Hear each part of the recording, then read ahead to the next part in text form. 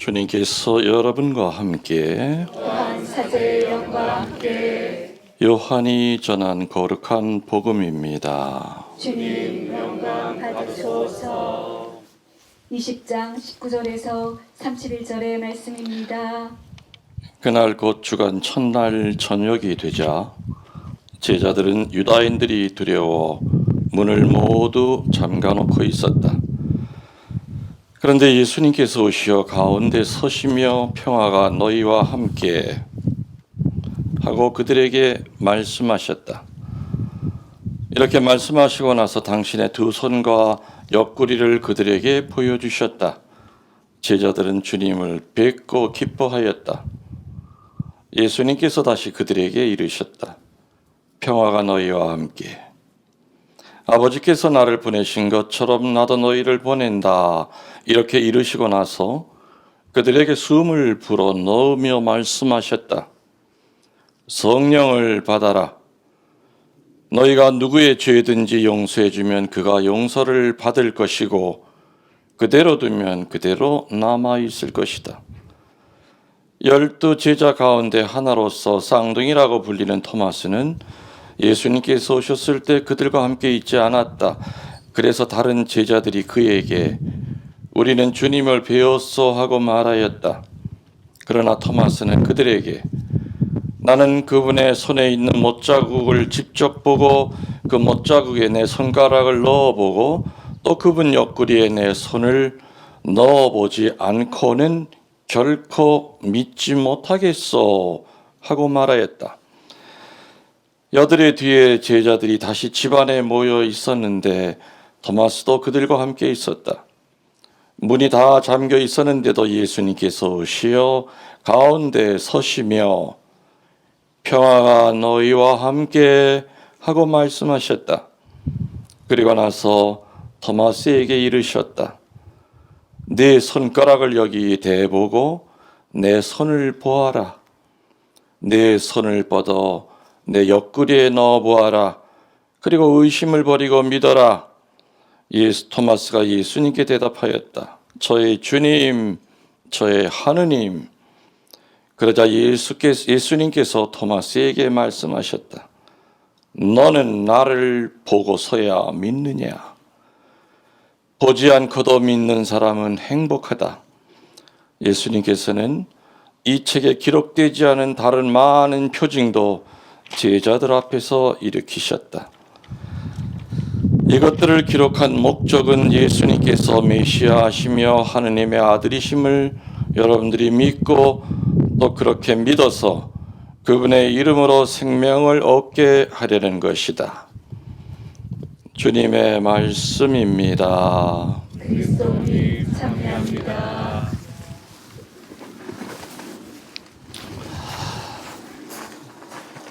참 예수님, 주님의 이름으로 평화를 빕니다. 어제 교황님 장례 미사가 있었죠. 너무 부러웠어요. 아이고 예수님 만나고 계시겠구나.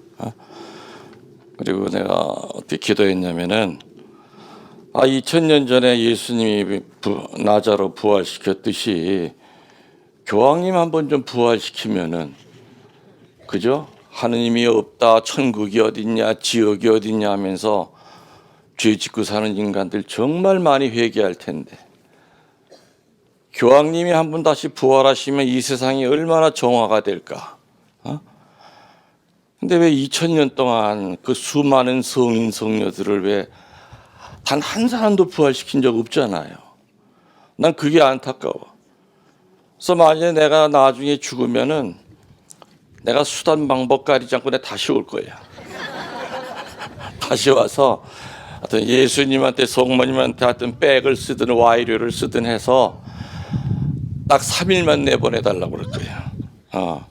그래서 아무튼 정말 이 험악한 세상에 하느님이 계시다는 것을 증거하고 돌아갈 수 있는 딱 3일. 그래서 장례미사 어제 이렇게 보면서 교황님 가서 때 한번 써보셔. 다시 좀 되돌려 그 죽은 관 좀 두둥겼다가 다시 다 태어나셔서 부활하셔서 그러면 정말 많은 사람들이 회개할 거다. 그런 생각을 얼핏 했어요. 사실 인간적인 것 때문에 가까이 있던 사람이 세상을 떠나면 슬프지만 우리가 신앙적인 눈으로 보면 그건 축제죠. 그렇죠? 그래서 어느 수도원에서는 같이 살던 동료 수사님이 돌아가시면 샴페인을 터뜨린다고 그래요. 세상 사람들이 보면 미친놈들이라고 부르겠지만 그건 부활 신앙이 있기 때문에 그렇죠. 아이고 수사님 행복하시겠어요. 주님도 만나고 성모님도 뵙고 우리 안부도 좀 전해주세요 하면서 그 시신 앞에서 샴페인을 터뜨리고 샴페인을 마신다고 그래요. 그거는 세상의 눈으로 보면은 이해를 못하는 거지만 우리들은 충분히 이해가 되죠. 부활절날 교황님이 의사한테 그랬대요. 부활절날 신자들 이렇게 발코니에서 만날 때 내가 오늘 몇 마디 할 수 있을까요? 그랬대. 그랬더니 주치의가 힘을 내서 해보세요. 그래서 그 말이 뭐였어요? 부활절 축하합니다. 그리고 이제 차 타고 이렇게 다니시면서 아기도 만져주고 환자도 몇 그것도 많이 만지지도 못했지. 참 저는 참 잘 맞아요. 그날 교황님이 발코니에서 그렇게 얘기할 때 이 양반 오늘 아니면 내일 안으로 가시겠다는 느낌이 확 들었어요. 근데 그 다음날 돌아가셨잖아요. 그래서 아무튼 교황이라고 하는 무거운 짐을 다 내려놓으시고 정말 프란시스코 그 성인을 닮은 삶을 살다 가신 그런 교황님을 우리 시대에 모시고 살았다고 하는 것은 우리들에게는 더없이 큰 영광이 아닐 수가 없습니다. 맞죠? 네. 아까 얘기했다시피 이제 그 아름다웠던 왕 벚꽃들도 다 졌어요. 살구꽃도 떨어지고 자두나무 꽃 떨어지고 그 아름다운 매화나무도 떨어지고 저기 명자나무는 속에만 좀 이렇게 뻘겋게 붙어 있어요. 저 명자나무는 옛날부터 서당 마당에는 심지를 못했대요. 왜? 하도 이뻐서 아이들이 글 공부를 안 하고 저기에 홀려. 저 명자 씨한테 홀려가지고 글을 안 보는 거야. 그 옆에 오얏나무 오래된 고목도 꽃이 떨어졌고 또 뭐 보리수도 떨어지고 다 떨어졌어요. 지금 하나 오늘 내가 오시는 분들한테 좀 작품을 보여드리려고 연산홍 분재랑 백철쭉이랑 이렇게 딱 두 개가 있죠. 그런데 연산홍은 말을 잘 듣는데 저 백철쭉이 제가 말을 잘 안 듣네. 확 만개를 하라 했더니 3분의 1만 피고 있네. 오늘 중으로 피긴 필 거예요. 이렇게 큰 꽃들은 다 떨어졌는데 이제 그 대신 오늘 보니까는 세상에 내가 너무너무 좋아하는 꽃들이 폈어. 호박꽃, 할미꽃. 내가 정말 제일 좋아해요. 호박꽃이랑 할미꽃이 그냥 사방 천지에다 그냥 가든에 깔렸네. 이쁘죠. 호박꽃, 할미꽃, 넙대대한 게 얼마나 이뻐요. 그리고 크기는 또 좀 커요. 할미꽃은 왜 할미꽃인 줄 알죠? 고개를 숙였기 때문이 아니에요. 꽃 지고 난 다음에 그 풀어헤친 것이 하얀 머리카락 풀어헤친 것처럼 할머니들 머리 푼 것처럼 해서 그래서 할미꽃인 거예요. 그게 꽃이 고개를 숙여서 할미꽃이 아니에요. 꽃 떨어지고 나면은 거기서 이렇게 하얀 실 같은 것이 나와요. 근데 그게 마치 할머니들이 머리 감을 때 하얀 머리 풀어헤친 것처럼 보인다. 그래서 할미꽃인 거예요. 여기 오면 별거 다 알고 가요. 자,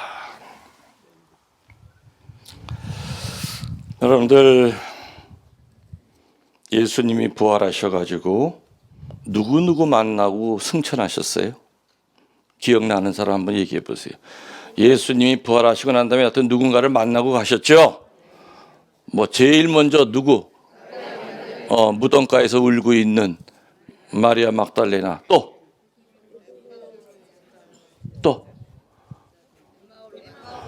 그래, 또 엠마오로 가는 제자들, 또 다락방에 있었던 누구? 제자들.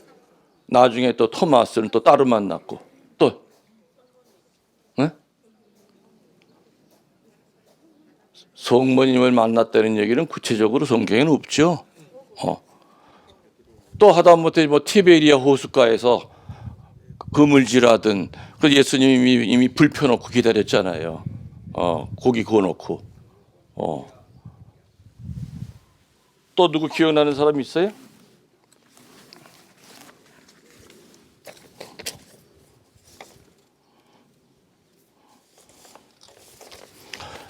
왜 예수님이 만났던 사람들이 중요하냐면은 당연히 중요하죠.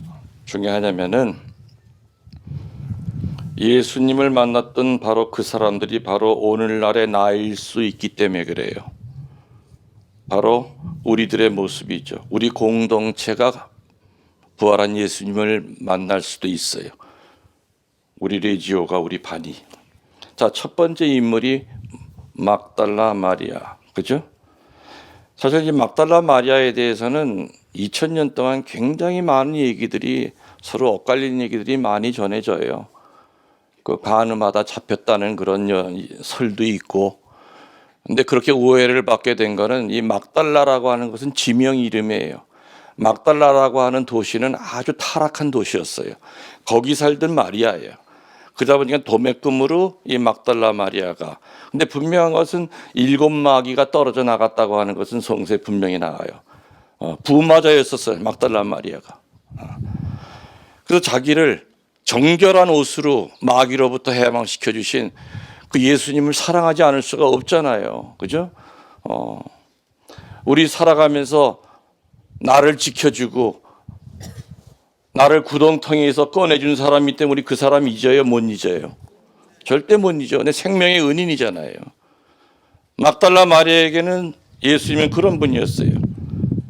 그러니까 제자들 무서워서 다 도망갔을 때도 성모님과 같이 그 밑에서 지켰잖아요. 로마 병정들이 무서워가지고 무덤가에는 12제자들 얼씬도 못할 때 용감하게 마리아 막달레나는 향유를 가지고 예수님 몸에 발라드리러 찾아갔잖아요. 그 보통 용기가 아니란 말이에요. 마리아는 회개한 여인이었고 열심과 충성이 뛰어난 여인이었죠. 십자가 밑에서 끝까지 지킨 여인이었고 무덤 주위를 떠난 적이 없었어요. 그리고 예수님이 사라졌을 때 눈물로 예수님의 죽음을 애도했던 여인 중에 여인. 그래서 초대교회 때는요, 베드로 사도를 중심으로 하는 교회가 만들어졌고 막달라 마리아를 중심으로 하는 교회가 만들어졌었어요. 로마 박해 시대까지. 그 막달라 마리아를 중심으로 하는 교회가 나중에 이제 영지주의로 바뀌면서 철퇴를 맞기 시작했죠. 그래서 막달라 마리아의 지위가 밑으로 떨어지기 시작했어요. 그러다가 프란시스코 교황님이 2017년입니까? 그때 막달라 마리아 기념일을 축일로 바꿨어요. 그 얘기 뭐냐? 사도들과 이제 급이 같아진 거예요. 그래서 막달라 마리아는 초대교회 때 정말 중요한 역할을 했던 여인이에요. 예수님을 물질적으로도 도와줬어요. 그런 걸 봤을 때는 분명히 결혼을 안 했을 것이다. 결혼했어도 과부였을 것이다. 부자인 과부 이렇게 보통 해석을 합니다. 그러니까 자유롭게 예수님을 쫓아다닐 수가 있었던 거예요. 남편이 있는 사람 못 쫓아다니죠. 돈이 없어도 어떻게 도와드릴 수가 없어요. 그래서 과부지만은 뭔가 삶이 풍요로웠던 부자일 거다. 막달라 마리아는 완전한 부활을 믿지는 않은 것 같아요. 그러니까 울었죠. 무덤가에서 누가 훔쳐간 것 같다고. 도둑놈이 훔쳐간 것 같다고. 우리 주님. 부활을 완전히 믿었다면 아이고 드디어 주님 부활하셨네. 이 말을 먼저 했을 텐데 막달라 마리아는 슬퍼서 우리 주님 없어졌다고. 그러니까 그걸로 봤을 때 완전한 부활을 12 사도만이 아니라 막달라 마리아도 믿지 않은 것 같아요. 그렇다 하더라도 주님은 막달라 마리아에게 성스러운 모습을 제일 먼저 보여주셨죠. 다시 말하면 열심과 충성을 가지고 예수님을 따르면, 기쁘게 따르면 예수님은 반드시 여러 가지 방법으로 당신의 모습을 드러낸다는 걸 믿어야 됩니다. 아멘.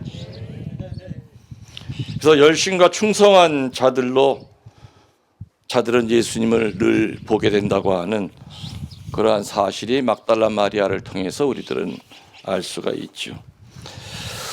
두 번째로 다락방에 숨어 있는 제자들에게 나타나셨죠. 한마디로 다락방에 숨어 있는 제자들의 마음은 평화였습니까? 아니면 공포였습니까?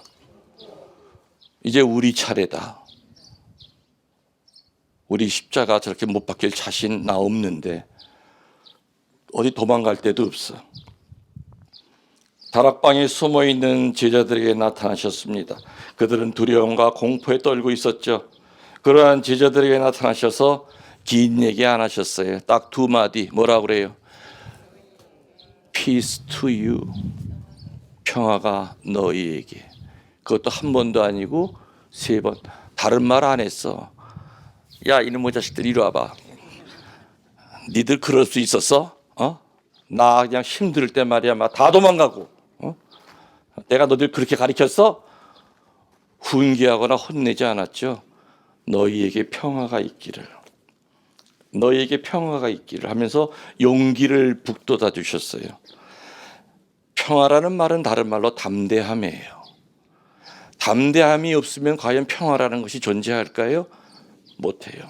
용기가 없는 사람은 평화를 못 가져요. 늘 세심하고 두려움에 떠는 사람은 평화와는 관계없는 삶을 살지만 담대함이라고 하는 것은 우리 영성신학에 되게 중요한 주제죠. 담대해야만 예수님의 평화 속에 살아갈 수 있어요.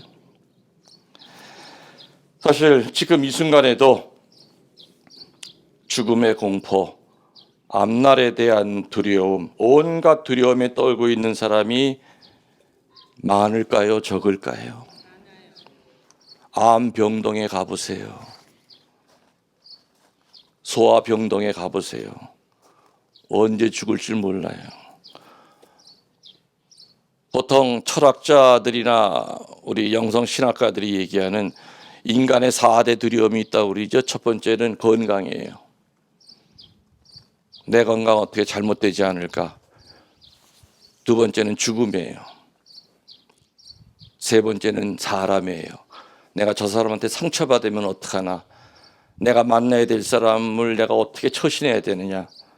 우리는 경험을 통해서 사람을 믿었다가 상처받은 적이 많다는 걸 누가 너나 할 것이 없다 체험을 하고 살았죠. 살았어요. 그리고 미래에 대한 두려움.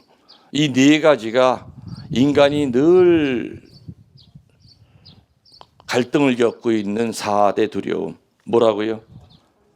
건강, 죽음, 또 사람, 마지막으로 미래에 대한 두려움. 내 미래가 앞으로 어떻게 전개가 될까? 내가 원하는 쪽으로 세상이 만들어질까? 우리 사실 내일 모르잖아요. 그죠? 몰라요. 이렇게 온갖 두려움에 떨고 있는 우리들에게 예수님이 오늘 이 자리에서 특별히 성체의 모습으로 여러분에게 들어가면서 마리아야 너에게 평화를, 베드로야 시몬아 네 마음 안에 평화를. 그 우리 뒤에 계신 부활한 예수님도 똑같은 얘기하고 계시죠. 얼굴 좀 펴. 들어올 때는 우거지상을 하고 들어와도 나갈 땐 내 얼굴처럼 돼서 나가야 된단다. 내가 그렇게 분명히 만들어 줄게. 아멘 하는 사람만 펴질 거예요. 끝까지 아멘 안 해봐라. 너희에게 평화가 있기를 하니 말 뜻은 다른 말로 하면은 네 가슴 속에 사람을 담지 말고 하느님을 담고 살아라 이 얘기예요. 사람을 가슴에 담고 살면 죽을 때까지 수천 번 상처를 받아. 여러분들 나를 가슴에 담고 살면 안 돼. 물론 하느님이 사제에게 준 카리스마가 있죠. 그 카리스마 때문에 사제에게 와요. 그렇지만 사제가 그때 정신 바짝 차려야 될 것은 사제가 예수님 행세하면 안 돼요. 오는 거는 그 사제를 보고 오지만은 신자들이 올 때는 사제는 비켜줘야 돼. 예수님과 직접 만나서 예수님에게 은총을 받고 돌아갈 수 있도록 해주는 것이 사제의 그 겸손된 모습이죠. 그래서 우리 마음 안에 평화가 있으려면 사람을 가슴에 품고 살면 절대로 평화롭지 못하죠. 누구를 담고 살라고요? 하느님 예수님을 담고 살아라. 그러면 어떻게 된다? 담대해져요. 영적으로 깡다구가 생겨. 그래 까짓 건 뭐. 너 고통 올 테면 와봐. 내 눈 하나 깜짝 안 한다. 뭐 해봐야 죽는 것밖에 더 있어. 죽으면 예수님한테 가까이 갈 수 있어. 고통을 두려워하지 않아. 예수님이 얘기하시는 평화는 앞에 고통이 올 때 그거를 비서 새길로 도망가라는 평화가 아니죠. 당당하게 맞서서 극복하려는 평화예요. 세상 사람들은 고통이 오면 어떻게든 고통을 안 받으려고 피해 도망 다녀요. 새길로 도망가고 여기저기 한편. 하지만 우리 신앙인들에게 평화는 도망가서 얻는 평화가 아니라 그런 평화는 유리처럼 부서져요. 당당하게 싸워서 담대한 마음을 가지고 예수님을 가슴에 담고 그 고통과 맞서고 십자가와 맞서면은 우리 능히 다락방에서 주님께서 하셨던 그 말씀을 내 안에 새길 수 있다는 거죠. 그래서 두려움과 공포에 떨고 있는 제자들에게 막달라 마리아에게 이어서 두 번째로 나타나셨어요. 자, 근데 이 자리에 누가 없었어요? 사도 토마는 굉장히 이성적이고 합리적인 사람이에요. 이제껏 믿고 따랐더니 우리에게 꼬라지가 뭐야, 먹고 살 길 찾아야 되겠다 해서 어디 알바할 데 없나고 찾으러 나간 사이에, 어디 마트라도 가서 알바하려고 찾으러 다닌 사이에 누가 왔다 가신 거예요. 나갔다 들어왔더니 다른 11제자가 10제자죠. 저기 유다스는 없으니까 넋 나간 사람처럼 멍 떠 있는 거야. 야, 니들 얼굴 표정이 왜 그래? 도마야, 어디 갔다 왔어? 주님 왔다 가셨어. 주님 왔다 가시니까는 도마가 믿었어요? 아이고, 얘네들이 아주 단체로 미쳤구만. 그러면서 뭐라 그래요? 야, 내가 그분 저 창 찔린 옆구리에다 내 손가락을 이렇게 집어넣어서 배배 돌려봐야 내가 믿어. 이렇게 건방을 떨었잖아요. 근데 그 후에 나타나셨습니까? 나타났죠? 나타나셔서 내 손을 내 옆구리에 넣어봐라. 그리하여 믿음 없는 자 되지 말고 믿는 자 되라. 이 한마디 하셨어요. 그때 토마는 죄송합니다. 잘못했습니다. 제가 싸가지가 없어서 그런 말 했습니다. 변명을 늘어놓지 않고 딱 두 마디 했죠. 나의 주님, 나의 하느님 하면서 무릎을 탁 꿇었어. 그러니까 도마는 특징이 있어요. 의심이 많지만 그 의심은 확신에 이르기 위한 의심이에요. 사실 어떻게 보면은 이 도마 사도의 신앙은 우리들에게 필요해요. 얼치기로 알고 있는 신앙은 늘 무너져요. 대충 알고 있는 신앙. 그러나 도마는 무언가를 확실히 알기 위해서는 성실한 의심을 한 사람이에요. 일단 예수님이 부활한 것을 확신하자마자 도마는 나중에 인도에 가서 창에 맞아 죽었죠. 도마가 인도 제비 뽑기를 했는데 도마가 인도로 가는 제비를 뽑은 거야.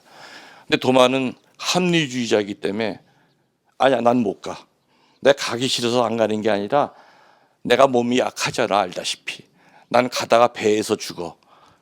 처음에는 안 간다고 그랬어요. 차라리 딴 데 보내달라고. 근데 꿈에 그때 당시에 예루살렘에 인도에서 예루살렘 목수들을 구하러 재상이 와 있었어. 근데 재상 꿈에 예수님이 나타나서 너 밖에 나가서 요걸 먹여 이렇게 뺑뺑이 먹어 이게 몇 번지 거기에 지금 누워 자고 있는 놈이 있는데 그 놈이 예를 들면 제일 유명한 목수야. 그래서 호되기에 싸가지고 납치를 해서 그게 바로 토마야. 토마는 그렇게 납치당해가지고 인도까지 간 거예요. 그렇게 가기 싫어야 된대. 그래서 인도 남부를 전부 다 토마 사도가 전교했잖아요. 인도 남부는 카톨릭이 세요. 거긴 추기경도 있고. 토마 사도의 무덤은 인도 남부에 있잖아요. 한국에 와 있는 인도 신부, 인도 수녀님은 전부 다 남부 출신들이에요. 신앙심이 엄청 깊어요. 우쪽은 다 힌두교고 카톨릭이 엄청 세요. 한국의 천주교 신자보다 3배예요. 그렇게 많아요. 도마는 의심과 회의와 어떻게 보면 불신의 대표자라고 이렇게 평가절하되어 내려왔었어요. 2000년. 의심쟁이 도마 이렇게. 사실 모든 분열과 깨짐은 의심으로부터 시작이 됩니다. 그래서 의처증이라든지 의부증 이런 것들도 전부 다 의심으로부터 시작이 돼요. 나중에 알고 보면 아무것도 아닌데 의심이 되는 거죠.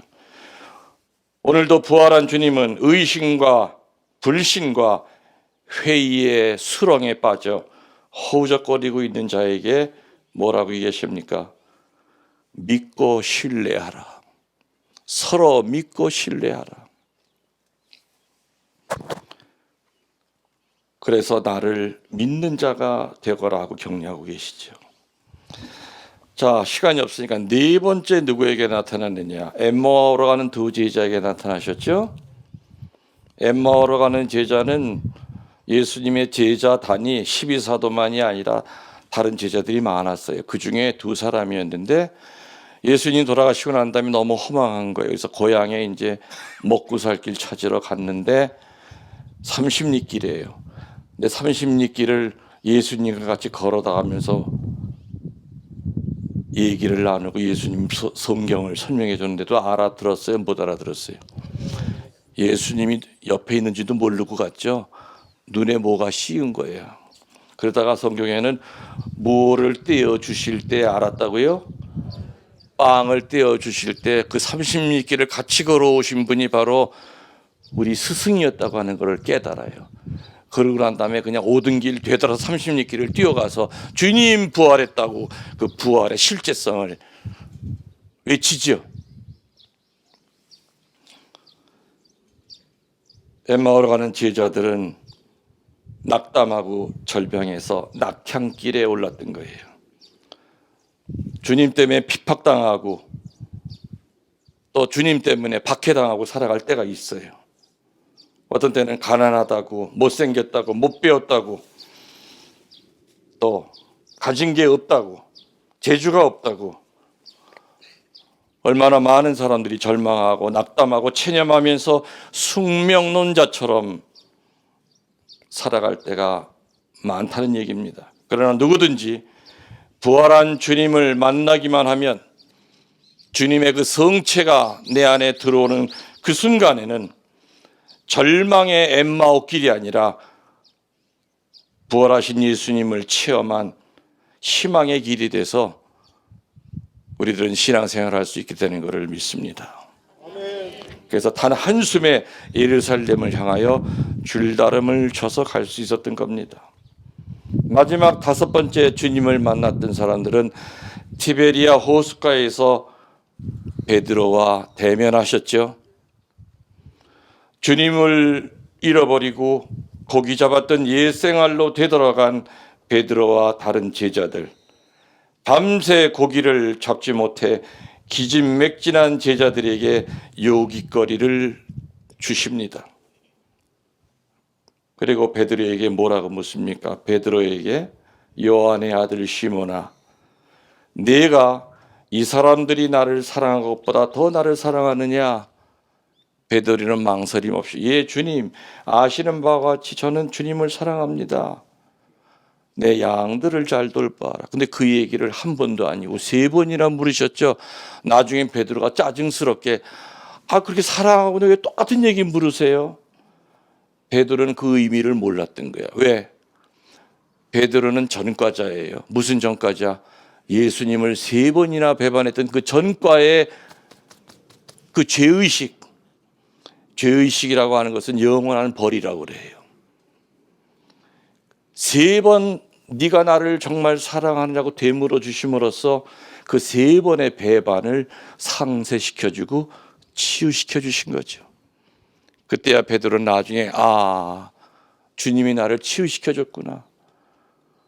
그렇게 해서 예수님의 이 사랑은 이렇게 섬세하고 자상하죠. 내 어린 양들을 잘 돌보아라. 3번을 물으심으로써 베드로를 명예 회복시켜 주십니다. 그래서 부끄러움과 수치심 때문에 괴로워하고 있었죠. 맏형 노릇을 못했다고 하는 그 자책감 때문에 동생들을 쳐다볼 수가 없었어요. 다른 제자들을. 그래서 너무 괴로워서 사는 게 아니었던 겁니다. 그런 베드로에게 3번 묻고 대답을 들으심으로써 영적인 명예 회복을 주신 겁니다. 다시 사도직을 맡기신 거죠. 그래서 1대 교황님이 되신 거예요. 돌아가신 이번 교황님은 266대죠. 자, 정리하면 이렇습니다. 이처럼 부활한 주님은 슬픔과 눈물의 노예로 살아가고 있던 막달라 마리아에게 나타나서 슬픔과 눈물에서 해방시켜 줍니다. 다락방을 찾아가셔서 두려움과 공포에 어쩔 줄 몰라 하던 제자를 해방시켜 주십니다. 그 자리에 없었던 도마에게 다시 나타나셔서 의심과 불신과 회의로부터 해방시켜 주십니다. 엠마오로 가는 두 제자에게 나타나셔서 낙담과 괴로움으로부터 해방시켜 줍니다. 마지막으로 베드로에게 나타나셔서 수치심과 부끄러움으로부터 해방해 주십니다. 그래서 오늘 결론은 그겁니다. 예수님의 부활은, 그 부활을 통하여 예수님을 만난 사람은 반드시 해방을 겪습니다. 그 해방은 치유요, 마귀로부터 벗어나는 구마요, 그리고 겨자씨만한 믿음이 큰 믿음이 되는 담대한 믿음의 사람으로 바뀌는 것이 바로 부활한 예수님을 만난 자의 변화됨의 내용이라는 겁니다.